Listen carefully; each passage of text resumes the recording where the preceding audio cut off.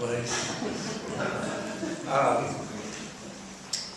Thank you, Tom, for the introduction. And I also want to say thanks to the museum, to the Art Center, for putting up this show. And you know, I had a few. If you're an artist that had a few shows, which I have, when things really work well and they really look good, as far as you thinking about your own art being presented, you know, it's very meaningful to the artist. So this is definitely a case of that. I think this installation is just great looking, the way things sort of been placed and put up. And the whole operation has been operating so far, so many thanks to the museum, to the Art Center, excuse me, and Pat Kelly, for sure, and his helpers, Rebecca Ridges. So we have sort of this little time slot here. I'm just going to try to say a few basic things about this work, and then at the end, if you have some questions, why we can do that. This group of works is kind of an idea that goes back pretty far with me. There's a little different edge to it in this group, which is about 3 years worth here, 2.5 years maybe, something like that. It's kind of based on the idea, a concept of mine, that it's really difficult to see things. It's hard to see things. And I don't mean necessarily like if you have 20/20 vision, but just to really be able to comprehend what you're looking at. I've thought about that a long time, and I think a lot of artists probably do. But you know, every once in a while you have a kind of insight or some sort of feeling of a revelation about something, and you never know when that's going to happen.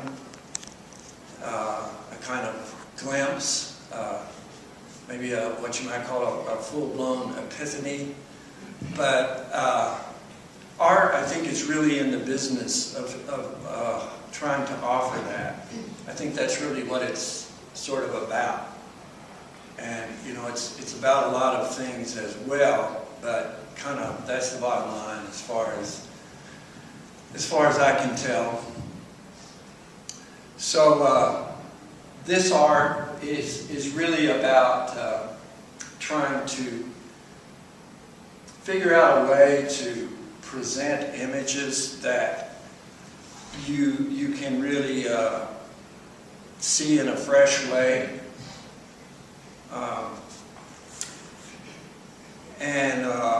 I go about it a number of ways. I think one way that happens in art, first, is just if you do painting, drawing, and print, something that's flat, just the translation of imagery from our 3D world and our 4D world onto a flat surface, right away the potential for another dimension is there, because 2D is very clear.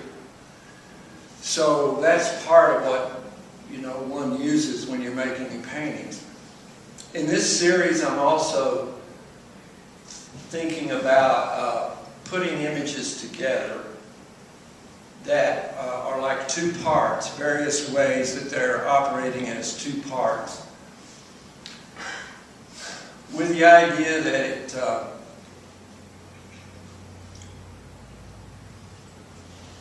it frees them up due to the combination. And I use one thing in the writing that is connected to a style of writing that's sort of pulp magazines, crime dramas, film noir, and try to get the feeling that it is sort of that type. And I think of that type of writing as a very stylized and consequently you have a special way of experiencing it, in that you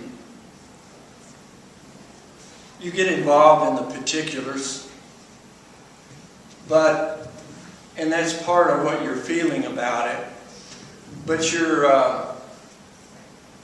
also not involved in the particulars. You're just thinking about sort of a style that a story uses.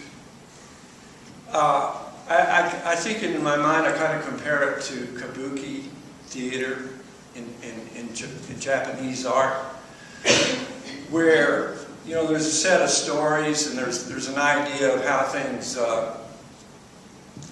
play out, dramas, tragedies, love stories, combinations of all of that.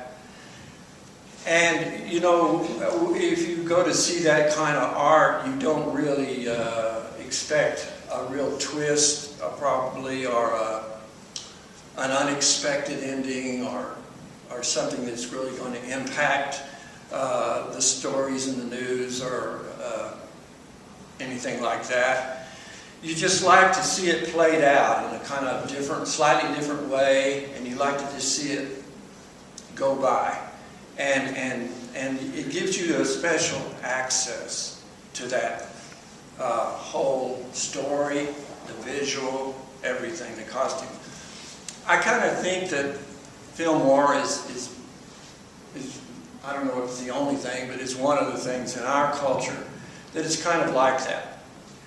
So you're sort of stepped back from it a little bit and able to look at it and think about it in a little different, a freer way than if you were totally involved in the characters and if that really pulled you into the story.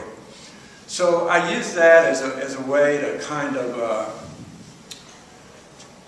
be a component in this combination that you get involved in, but you don't get deeply involved in. You just kind of feel it. It's a drama, and it's got imagery, and I put it with something else, and hopefully establish something that they feel like they sort of go together some way, enough to kind of answer the question, why are these two things together?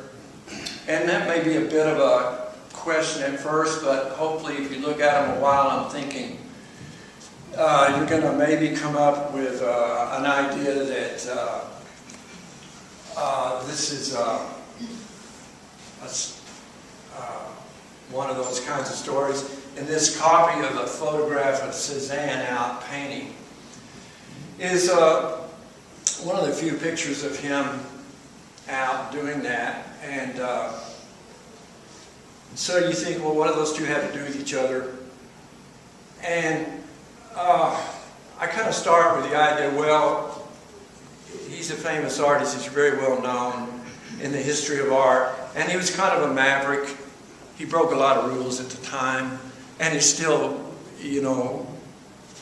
very rambunctious when you look at his art. It's very, it breaks rules all over the place. And it still manages to be very good. So he's kind of an outlaw. So he kind of reverberates a little bit out of a story of people breaking the law and in some kind of situation like that. He was also an artist that had a concept about seeing things from different perspectives. And so putting two things like that together is sort of a different, definitely a different perspective. It's also kind of a type, a bit, of the image of him out there. It's a time, it's an artist out working in a way they wouldn't now and dressed like they wouldn't now. So those things kind of say, all right, these sort of go together. But they don't really tell you how to look at either one of them. The story doesn't really tell you how to look at Cézanne. The idea of Cézanne doesn't really tell you how to feel about the story. You can pick out a few things. There's a landscape in both of them. There's some dramatic lighting. There's a few little things, but you realize, hopefully you think, well, it must be something else I'm looking at here. And my hope is in these that that the two kind of loosen each other up from their usual way that you partake of them. So they're kind of broken loose. They're sort of up in the air. But you're not really told how to look at them by the situation. And that's sort of in a nutshell what I'm hoping will happen and what I think will make them art is that very kind of unique access that you have to the imagery. That maybe this kind of, this is sort of a film noir, sort of a melodrama, maybe more a love story. You're not quite sure what's going to happen here. But it's that kind of thing. And so I put it with something out of the news that's pretty recent and try to make it sort of have a wholeness and a type like this does. It's go through a lot of news images, newspapers, just things online that you can pull off visually, and look for ones that are interesting to me, something meaningful about them. But on the other hand, they look like a type. If you just saw this somewhere, you wouldn't think this is somebody's shot that they took. It doesn't look like that. It looks like a professional did it. That's those kind of images have that. It doesn't look like an art photo. It looks like a news photo. So it's a type. And I painted it in such a way that it's got some sort of bright colors and things that happen with it. But I try to paint it in a way that it sort of looks like news imagery, media, so that all that stuff is not really my statement about what you're supposed to feel about this guy. It's like the truth is in that image. You have to just kind of go to it and see what it tells you. And I sort of have a concept that a visual image is a total explanation of the nature of something. It's totally explained. That's what a visual image is. But it's difficult to get to that. We have this kind of preconceived way of seeing things, and we can't sometimes get around it. And the title of the show is Jumping Across the River, and I think of it as like a river that we're just in. And it looks pretty nice out there, flowing along, kind of slow, maybe from the bank anyway. And but it's very powerful, and you can't oppose it. You just get in it and you go with it. And it's kind of the way things are seen, the way things are understood, what the meaning of them, what that meaning is. And so hopefully this breaks it. And when you put them together, hopefully it would be like seeing something like a kabuki theater, something where it just is kind of loosened, where you can see it in as a style and in a fresh way, and it's played off of that. They're both kind of loosened up, but neither one of them really tell you how to understand what something's about. But the feeling is that you have different access to it. So we need to keep this kind of moderately short, and that's sort of the basic idea of what these are about. And the prints are sort of a related, but a little different version of going about it. So maybe I'll just end on that, and if we want to have any questions or two or three. Can you talk about, when you do the creative text, you make up the text, you don't appropriate it. Yeah. Is there a before and after text? In other words, how do you build up to this one particular segment? do you write an entire page and this is part of it, or is it just, in other words, there's a before and after that takes place.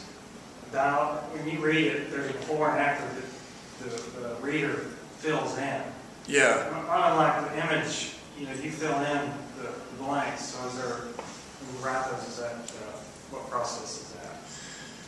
Yeah, I think it sort of feels like that. No, I really don't. I don't do a long one and take an excerpt out of it. This is it. I just write it and rewrite it a lot. And it's sort of aiming for this thing that would have that feeling, that it's a little excerpt out of something. You know, it had some before, it's got some after. But it also felt like, as I got on to doing this particular version of it, that it somehow needed to also have a kind of wholeness to it, which is turned out to be pretty tricky, you know, to have a whole thing, but to have it feel like you're saying it's got something before, it's got something after. And it also, there was just a lot of things about it that I had to not have. It's kind of like that. I used to think that a lot in all kinds of art, that I didn't know how to do things, but I knew what didn't work. And it was a lot of times it's a process of getting rid of everything that didn't work. And then whatever was there, that was the piece. But in this, it was like taking out anything that was a punchline, which is hard. Because it seems like I've written for a long time, but I don't think of myself as a writer. I think of myself as a painter that just uses writing a bit. But I don't know, so if it's like this with all writers, but there's sort of seductive things to make it poetic, to make it funny. And I just sort of try to avoid all that when it gets in there. And sometimes I don't even know it's in there until I've read it a few times, and then I think, no, I got to get that out. Also, try to avoid things that tie in too close, like if it said something about 3, or if it said something about the Army, or anything that even could go across, I need to get that out, or do a different story or something like that. But so there's a lot of adjustments, but it's anyway, your question, is just seemed like a very special spot. But it was just kind of like that was part of writing it. So I didn't really feel the need to write before and after. I just kind of figured out how to make it look that way, or read that way,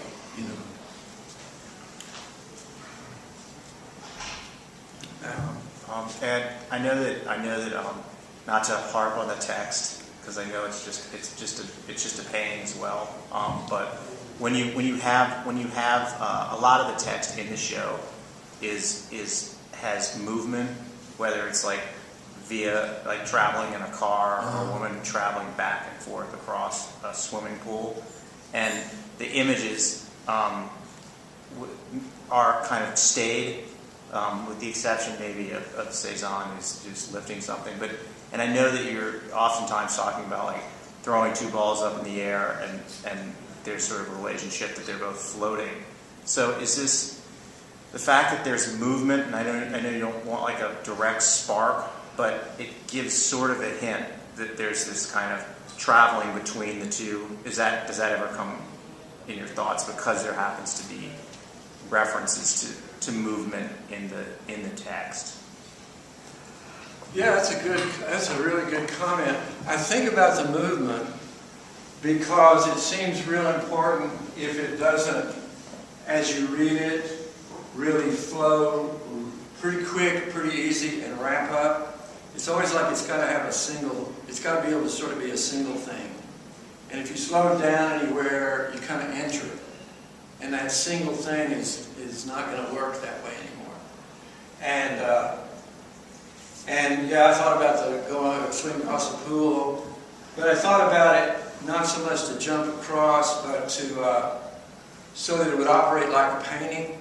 Because I do think of the text as it's on a painting, though it's words, it's kind of a play off of letting the images inside there be affected by the fact that they're sort of a painting.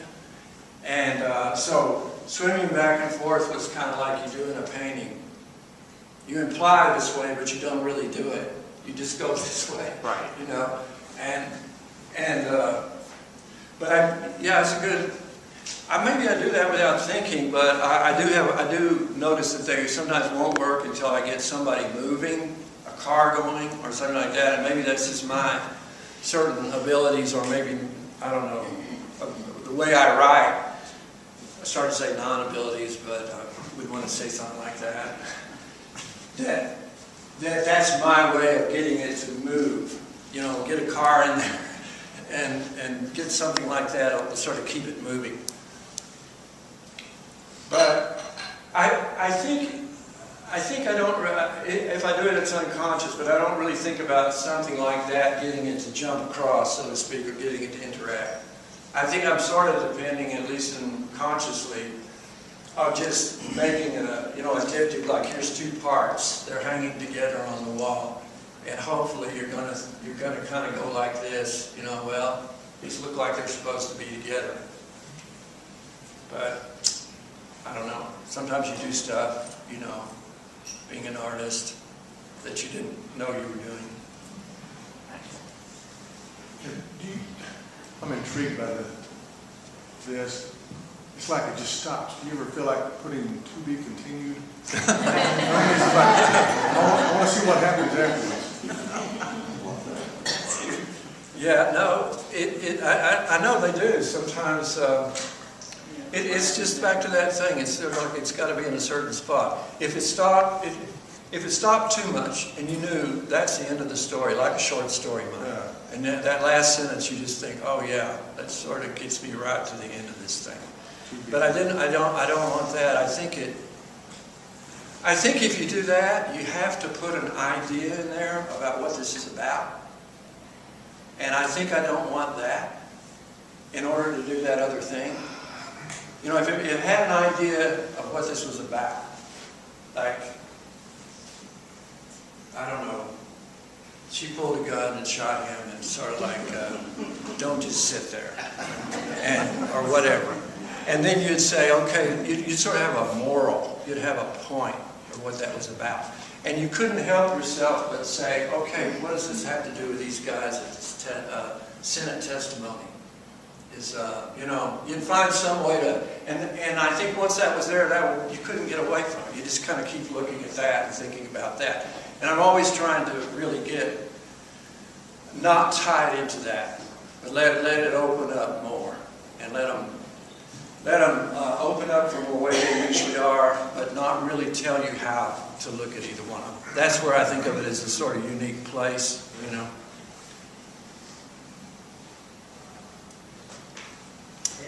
As you're creating, which comes first? Text or comprehension? It actually kind of works both ways. Sometimes the stories are floating around and I find an image that goes with it, or sometimes I decide I'm going to use an image and I start writing a story. So it's kind of been working both ways. Brandon? Hey, and particularly in these down here, the cinematic imagery, I've noticed a lot of that in Linda's work too. Do y'all ever collaborate? Yeah, we do on a lot of stuff. I mean, it's a little different when we do, but we definitely influence each other there, and then just being, you know, around each other a lot. Yeah, because we both use movies. Is that what you're Yeah. Yeah. Yeah. Although I don't use the moon. Linda's pretty big on the moon.